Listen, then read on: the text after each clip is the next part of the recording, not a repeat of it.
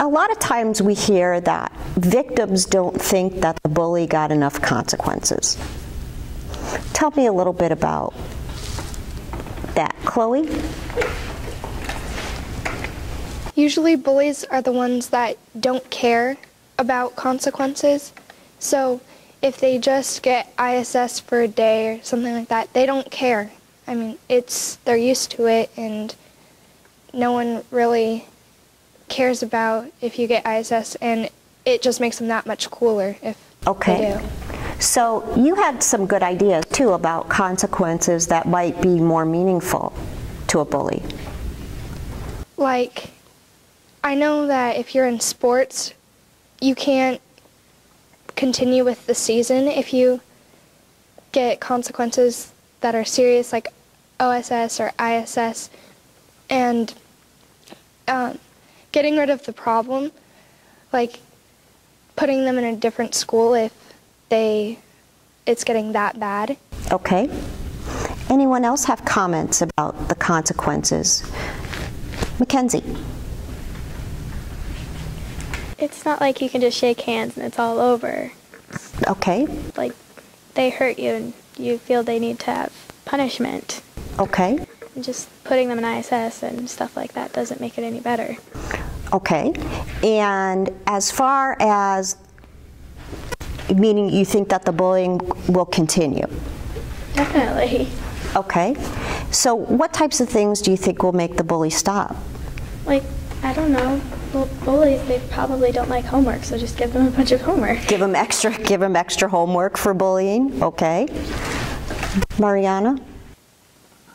When someone bullies and they get ISS or detention, they like it. They go on Facebook or something and they're like, oh, hey, I just got out of ISS. It was so fun. I saw so-and-so up there and we did this. And it's like, okay, you were up there because you bullied me and you like it.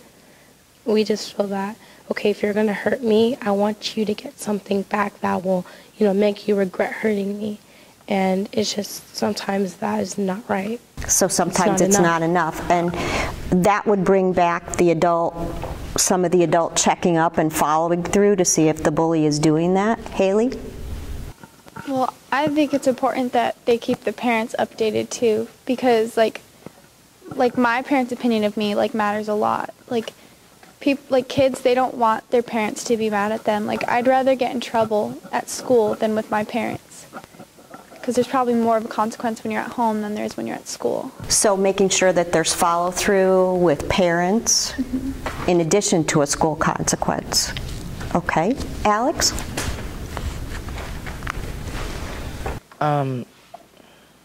About taking away, you can't play on a sports team. First time it would work, but for others it would make things more conflicted. Would get more mad at the victim because they reported to him and he couldn't play, or he or she couldn't play on the team. Okay. I think it would cause more conflict for that. So it's like sweet and sour. It could work, but yet it could be more terrible than it already is. Okay, well, let's talk about what if the bullying continues? What needs to happen? Samantha? It can go to someone higher, like the school district. Okay.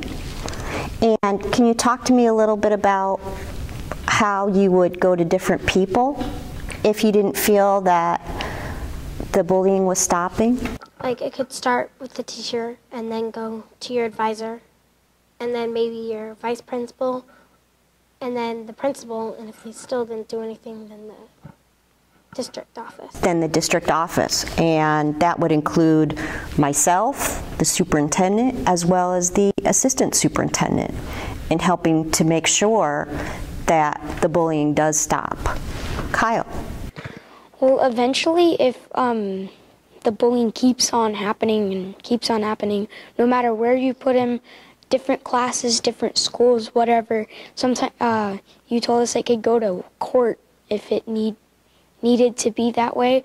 And I think that would be if it happened, and then if you saw, I think if a couple bullies saw that a kid at their school got in big trouble, went to court because he kept bullying somebody, they're going to be a bit intimidated of bullying because they're going to think, okay, I don't want that to be me because I'm going to get in huge trouble. Okay. And then it comes back to my family and friends and stuff. So. Excellent point. Karina. Adding on to what Kyle said, I think that bullies need to see how serious what they're doing really is. It's not just a little playground feud between two kids and it doesn't really matter. It matters, and I don't think a lot of them understand really how serious it is and what it can do. And how hurtful their actions are to others. Exactly. Excellent, Karina. Mackenzie. I think that the bullies should just, like, once they get in trouble the first time, they should just say, oh yeah, I've been busted, I'm not going to do it anymore. But they just keep doing it. I mean, why? Why do they keep doing it? Like, they shouldn't. It's unfair and it's not cool. It's not cool. It's definitely not cool. And that's back to some of your original points, that when it's not cool to bully is the type of climate and culture that we want in our schools. Exactly. Alex. My bully, people in my class would know this, but after he would say something to me, he would automatically say sorry. And I thought, like, if it took you that quick to say sorry, then why did you say it? And it made me think, I don't know what's worse, someone who says something, or someone who says it and says sorry as quick because he saw other people's reaction to what he said, and he thought to himself, crap, I screwed up, I should say sorry. But he said it sorry because of what people think of him, and not really sorry because of he said it to me. Okay, so he wasn't really sorry. He wasn't really sorry. He just said it because his friends saw what he does to people. And didn't like it. Yeah.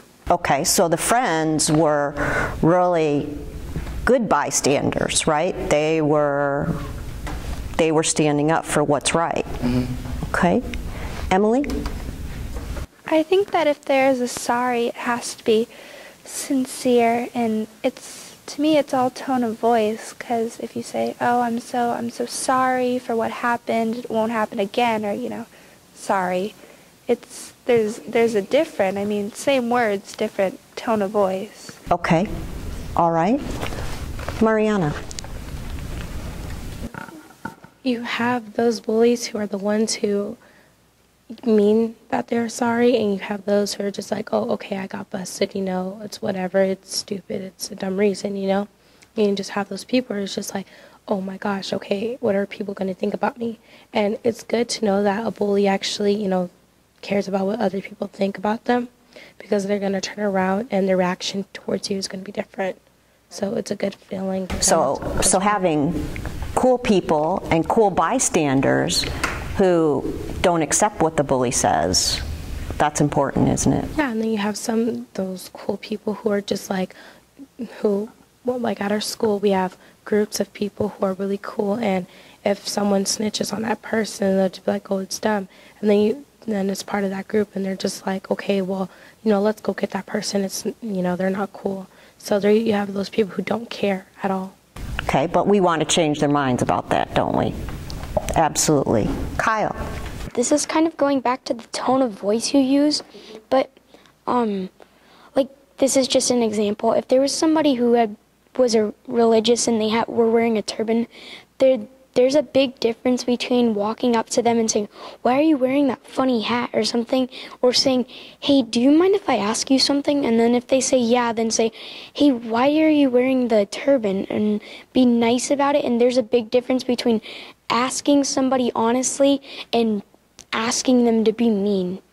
So the tone and your body language also has a lot to do with bullying and an honest apology. Samantha? Just like the tone thing, if you say, oh, I'm sorry, then you know that they don't really mean it. They're just trying to say that just so it makes you feel better. Okay. But it really doesn't help. If you were to say, oh, I'm really sorry, I really didn't mean that, then it actually does make sense, and they're like, oh, it's okay. Okay. Cooper. I really think there's two kinds of sorry. Like, sorry, bullies say they're sorry just because they got caught, and there's sincerely sorry. Like, actually, like, if they just get caught, they just say, oh, sorry. But if they really mean it, then they say, oh, sorry for being rude to you and mean, and will never happen again. That's different. Okay. Mariana? And also having an adult tell the bully to tell the victim sorry is just another way of saying, like, just saying that the bully is not really sorry. That they're just having someone say, okay, just say sorry for what you did, because I know you're wrong. Okay. And the bully knowing that they're not wrong and that they really don't want to say sorry, they just say sorry just for the non-punishment that they're going to receive. Is just another way to say, okay, wow, they're going to do it again. That's just a slap in the face. Okay. Okay.